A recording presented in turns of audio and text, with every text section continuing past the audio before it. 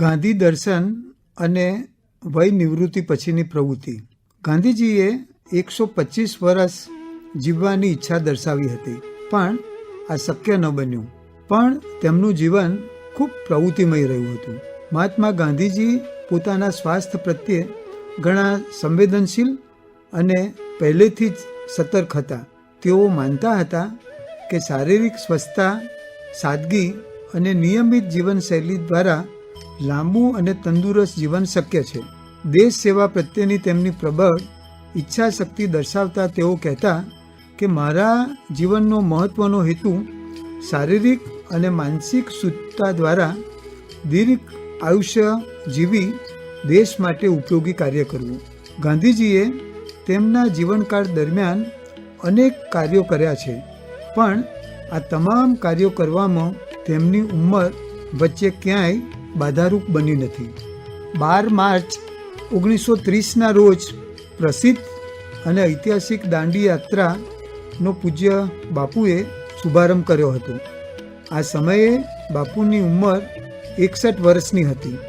સામાન્ય રીતે આ ઉંમરે વ્યક્તિ કોઈ પણ પ્રવૃત્તિ અથવા નોકરી ધંધામાંથી નિવૃત્ત થઈ જાય છે, પણ ગાંધીજીએ યુવાનોને શરમાવે તેવી સ્ફૂર્તિ સાથે તેમણે દાંડી યાત્રાને નેતૃત્વ પૂરું પાડ્યું હતું.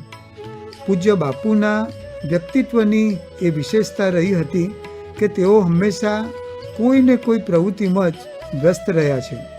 વહેલી સવારથી માંડી રાત સુધી તેઓ કામગીરીનું આયોજન કરતા હતા. તેઓ દરેક કાર્ય નિયમિત અને ચોકસાઈ સાથે કરતા હતા.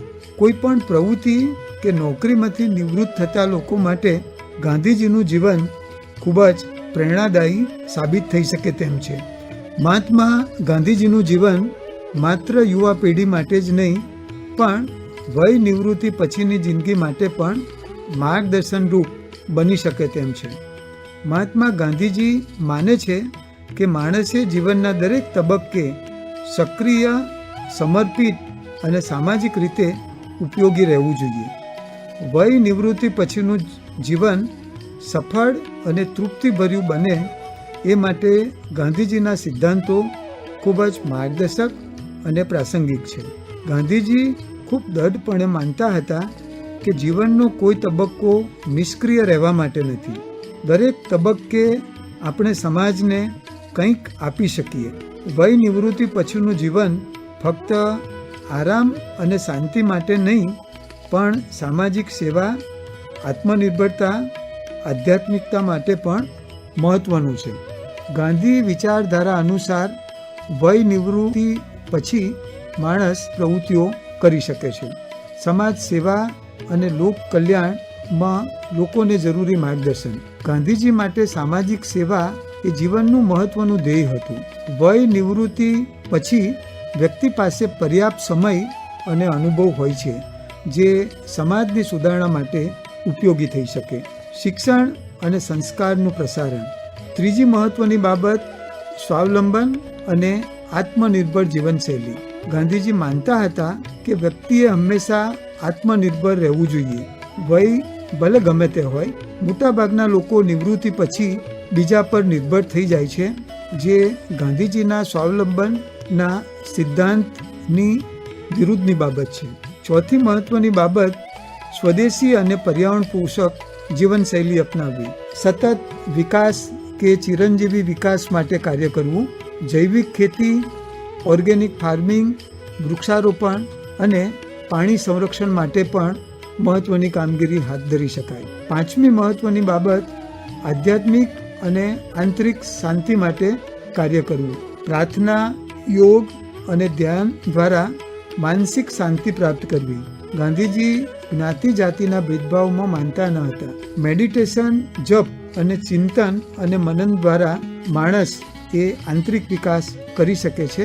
ગાંધીજીના સ્વાવલંબન અને વય નિવૃત્તિ સંબંધી વિચારોનો મિત્રો મુખ્ય સાર એ હતો કે કોઈ પણ કામ નાનું કે મોટું નથી, બધાએ બધા જ પ્રકારના કામ કરવા જોઈએ.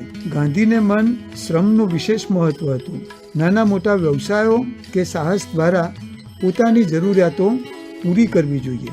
સાદું જીવન અને ઉચ્ચ વિચાર રાખવા, જીવનમાં જરૂરિયાતો ઓછી રાખવી, શાંતિપૂર્ણ જીવન માટે પ્રયત્ન કરવો, ભૌતિક સુખ સુવિધાઓ પાછળ ન દોડતા સામાન્ય જીવન અપનાવવું.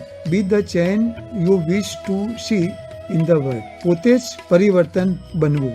યુવાનોને શીખવવા માટે પોતે પણ એક ઉદાહરણ બનવું. અછતગ્રસ્ત, ગરીબ, અનાથ અને વૃદ્ધોની સેવા માટે કાર્ય કરવું. સમાજમાં સામાજિક દૂષણોને દૂર કરવા માટે હંમેશા પ્રયત્નશીલ રહેવું. ગાંધીજીના વિચારો વય નિવૃત્ત વ્યક્તિઓ માટે આજે પણ પ્રાસંગિક છે તેમ કહીએ તો સહેજ પણ અતિશયોક્તિભર્યું નહીં લાગે. ગાંધીજીના વિચારો સમાજ ઉપયોગી પ્રવૃત્તિ કરવા માટે વય નિવૃત્ત વ્યક્તિઓને પ્રેરણા પૂરી પાડે છે. વૃદ્ધાવસ્થામાં એકલતા દૂર કરવા માટે સામાજિક કાર્યમાં જોડાવવું, મંડળો અને ધાર્મિક પ્રવૃત્તિઓમાં સામેલ થવું, વૃદ્ધોને તણાવમુક્ત જીવન જીવવામાં મદદ કરવા માટે યોગ, પ્રાર્થના અને ધર્મચિંતન અપનાવવું, ગામડાઓ અને નાના શહેરોમાં જઈને શિક્ષણ અને કૌશલ્ય વિકાસ માટે કાર્ય કરવું, નાના ઉદ્યોગો શરૂ કરીને આત્મનિર્ભર બનવું. આપણું જીવન મૌન, પ્રાર્થના અને ધ્યાનથી વધુ સ્થિર અને શાંત બનાવી શકાય છે. આમ ગાંધીજીના વિચારો મુજબ વય નિવૃત્તિ એ જીવનનો અંતિમ તબક્કો નથી, પણ એક નવો આરંભ છે. વિરામ નહીં, પણ નવા કાર્ય માટે તકલીફ વગર કામ કરવાની તક છે. શિક્ષણ, સેવા અને સ્વાવલંબન દ્વારા જીવનને અર્થપૂર્ણ બનાવી શકાય. માણસ કેટલા વર્ષ જીવ્યો તે મહત્વનું નથી, પણ તે કેવું જીવન જીવ્યો છે તે ખૂબ મહત્વનું છે. સાચું જીવન એ છે કે જ્યાં આપણે બીજાઓ માટે કંઈક આપી શકીએ. આમ ગાંધીજીના વિચારો નિવૃત્ત જીવન જીવનાર વ્યક્તિઓ માટે ખૂબ પ્રેરણાદાયી અને ઉપયોગી બની શકે એમ છે. તો ચાલો ગાંધીએ ચિતરેલા ચીલે ચાલીએ અને જીવનને સફળ બનાવીએ. असतो मा सद्गमय तमसो मा ज्योतिर्गमय